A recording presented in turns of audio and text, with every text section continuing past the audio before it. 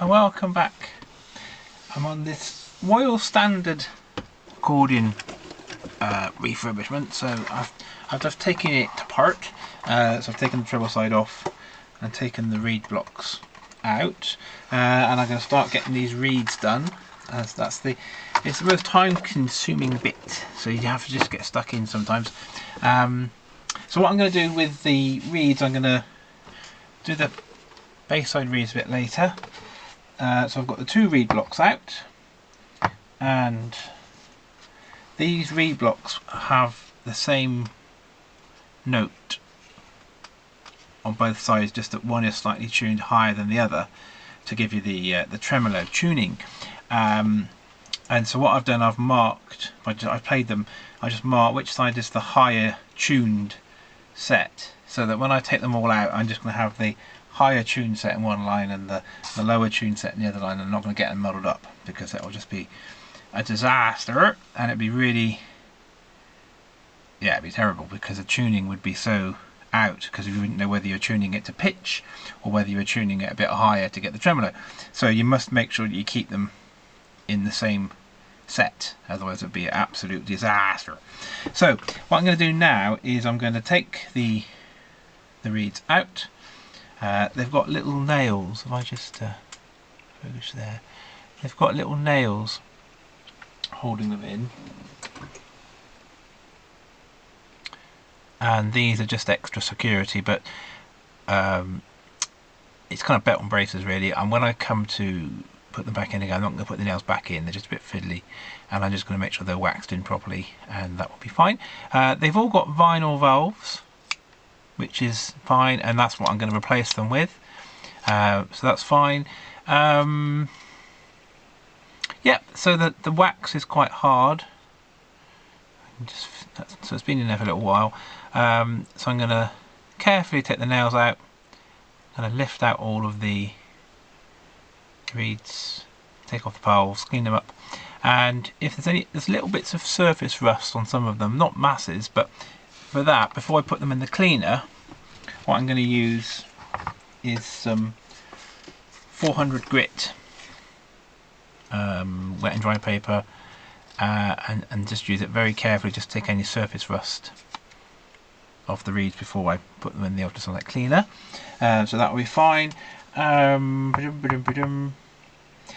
so what I'm going to do now is I'm going to show you what the reed blocks look like before, and then I'll show you what they look like after. Now I'm not going to film the process too much really, because I've done it quite a few times on other accordions that I've filmed, but I will just show you what they look like close up before and after, and you can see the difference. So I'm just going to put these out like this. I'll just move the camera angle and I'll give you a little look. Okay, so you can see the, turn it around this way.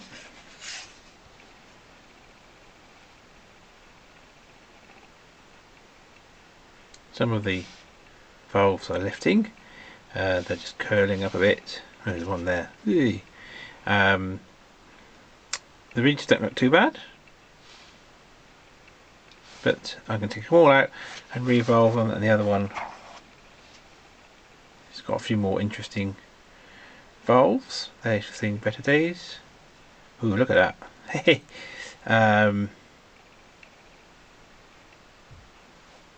It'd be nice to get all these out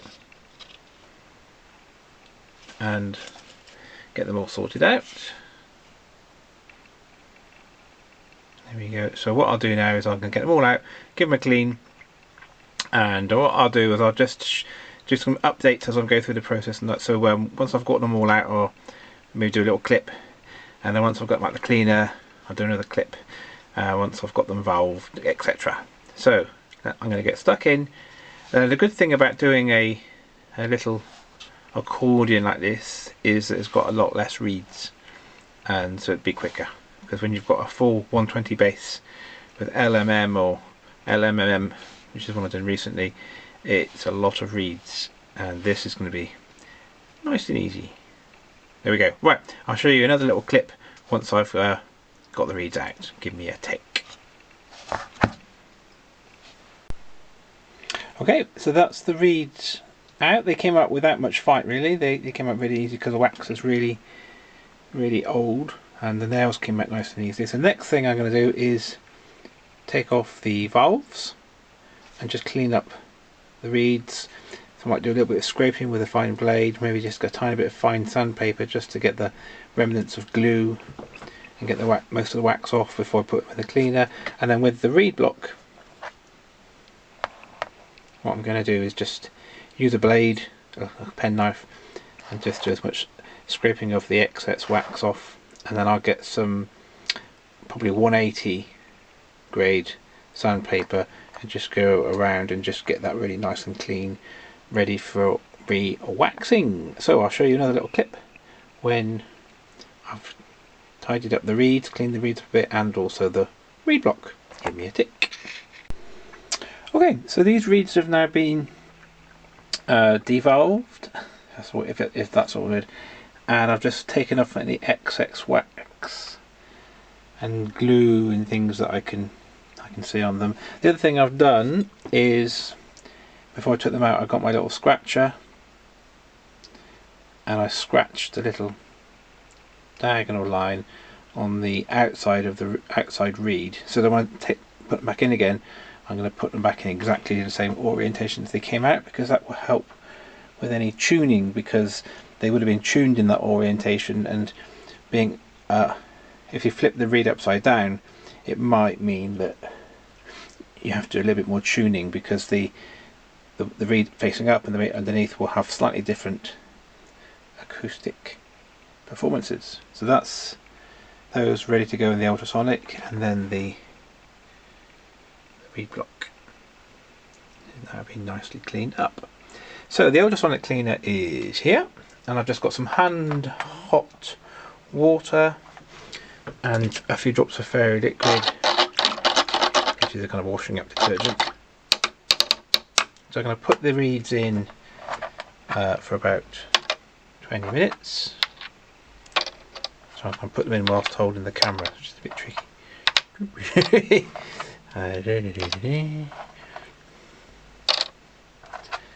Within 20 minutes, and then when they come out, I'm going to give them a blast with a hairdryer to get them really hot and dry. There's no water left on them, and in that way you're not going to get any rust forming. So let's just get this bad boy on. There we go. So I think it's going to be a proper job. So in 20 minutes I'll get them out and I'll show you what they look like.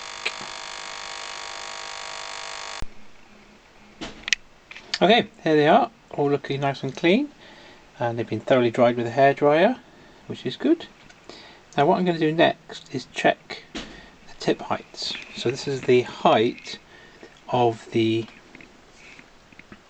end of the reed above the reed plate.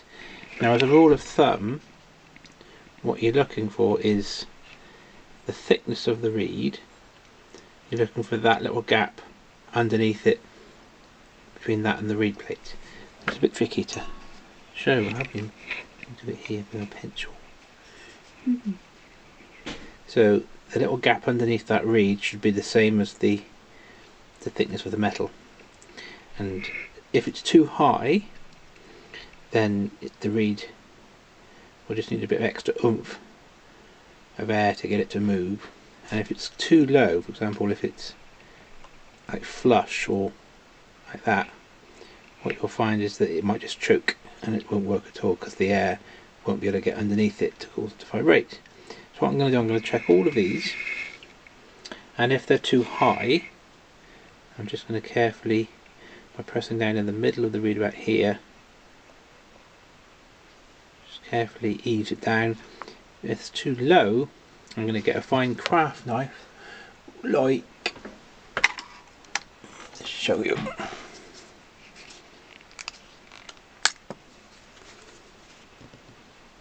Like this, and I can get it underneath the reed and very carefully lift it up. So it's really important to go around the reeds and just check the tip heights, because you want them as even and as nice as possible, so that the accordion plays evenly and requires the same amount of, or the good amount of air to get the reeds to sound and you haven't got any reeds choking or any reeds needing a lot more air oomph to get them to move. So that's my next job. So I'm just going to go and check all the tip heights and see how that goes. Okay, so what I've done is I have cleaned the reeds and I've checked them for the tip height, and now the next thing is to get the right size valve for each reed. So I've put them in pitch order and I've got my valves just here. So I've got altogether about 12 different sizes, but just for these reeds I've got my first 5 sizes because I don't need anything bigger than these ones. So if I just change the angle a little bit, I'll show you what all this looks like. Just give me a tick. So I've got the reeds in size order. I'll just get that reed block out of the way for a second. And then what I'm going to do now is I'm going to match up the size of valve and put 2 each. When I get the right size for the reed, I'll put 2 because there's the top, bottom and the top. And I'm going to start at the smallest end and I'm going to choose my smallest size of valves. These are all final multi-layer, so that's my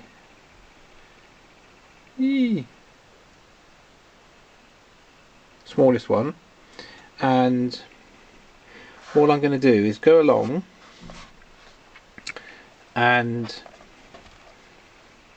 offer it up to the reeds and go along until it's too small for one of the reeds, or one of the reed slots.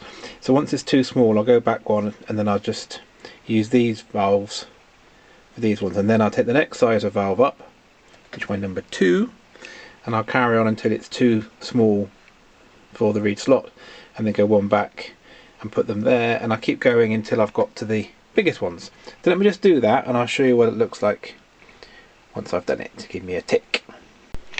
Okay, there we are. So I've got them paired up, pairs of valves for each reed, making sure that the valve will cover the slot and it's the right width to cover it nicely. And there they are, they're all set up. So the next step is to glue them on. So I'll change the camera angle again and I'll show you my gluing on. So give me a tick.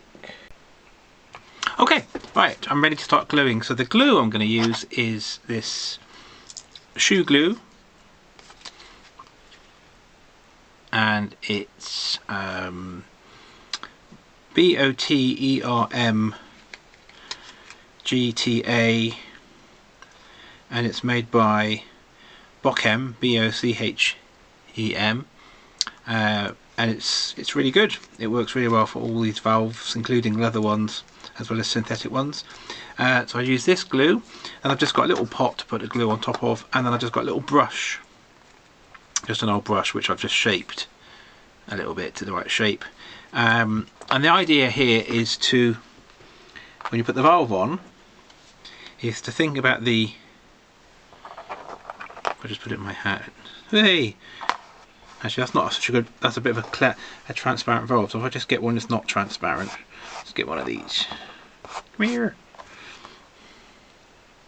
So if you think about the valve and the width of it, what you want to do is put a square of glue, so the same length as the width, if you like, so on the end. So you can have a square of glue, and so on a bigger valve or wider valve, you'll get a little bit a bigger square. And try and keep that consistent so that the valves are stuck on evenly, so you don't get one with masses of glue on it and one with a little bit, because that will change the way the valves open and close. So I'm going to start by just putting some of my glue onto my little pot. And it's always good to have an old rag or something just on your lap, just to clean your hands a bit. And so first valve, double check you've got the valve the right way up, so that you're putting the glue on the side opposing the layers, if you like. And I'll usually just use my thumbnail to give me a marker for how big a square of glue and then butt it up to the rivet and just get it as square as possible over the reed slot. And then I'm not going to do anything with that now for a bit, because I'm not going to trim it or anything, because I will just let that glue dry.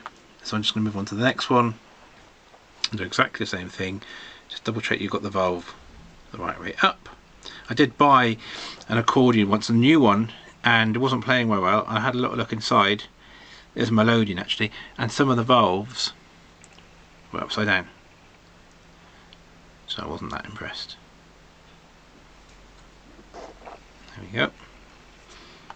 Let's get your next reed, butt it up to the valve. Lovely. Put that down. That's what I'm going to do. So for the next 10 minutes or so, I'm just going to get all these valved up. So what I'll do one side of each of these, then I'll leave it a few more minutes, then I'll turn them over and I'll put the other valves on and leave those a few minutes, and then after they've all been left for a few minutes for that glue to dry, I'll trim the valves so that they're just over the end of the slot. So when I come to do the trimming, I'll show you what it all looks like, and show you how I trim them as well. So I'm going to just carry on with this for another few minutes, and I'll show you when I get to the point of trimming the valves. Okay, so I've got them all nicely valved, as you can see. They're all all good, and all of them I can see that the length of the valve is just slightly too much for the reed slot, and so what I want to do is just to cut them so that the valve is just past the end of the slot by about a mil. And what I'm going to do is cut the end of the valve, and then however much I cut off the end of the valve, I'll just trim the same amount off the second layer, because all of these have got 2 layers on them. So for example, if I just do this one here, now I'm using a Swiss Army knife scissors because these are just really good. Actually, just put it down for a sec. I've got a little collection of Swiss Army knives, but the blades are really good, and the scissors are brilliant. They're really sharp, and they're really easy to use and nice and small, just perfect for the job really. So if I just grab the Swiss Army knife, and I'm just going to carefully lift up the valve, trim where I want it to be, and then I'm just going to go to the second layer and just trim the same amount like that. Blow the bits off. That's it. So now I've trimmed that valve for that reed. So I'm going to do all of these now, exactly the same thing. So I'm just going to aim to get the valve just about 1 millimetre past the end of the slot, and then however much I've trimmed the valve, I'll just trim the second layer the same. Okay, so if you leave me to get that on done, and I'll show you that when I finish those bits. Okay, there we are. So I'm happy now. I've got all the reeds valved and they're trimmed. The reeds valves have been trimmed, and these are now ready for waxing into the reed block. But I'm not going to do that yet, because I'm going to do the other side of the reed block first, because I don't want to start waxing stuff into here and then getting this side mucked up. So I'm going to remove the reeds on this side, and then once all of them have been done, I'll wax them in. Right, let me just change the camera angle one more time. Okay, so that kind of wraps it up for this little video. So really just getting the reeds out, cleaned, valved, get the reeds checked, get the reed block cleaned up. And so what I'm going to do next is get the other reeds done on that reed block, and I'll also do the second reed block, get them all done, and then on the next video I'm just going to go through, well, first of all I'm going to make some accordion reed wax, because I like to make my own, and I'll show you how I make that, and then I'll just show you some close-ups of myself waxing in the reeds. So that'll be the next one. So thanks for watching this one. Hope that was interesting, and I'm going to get cracking.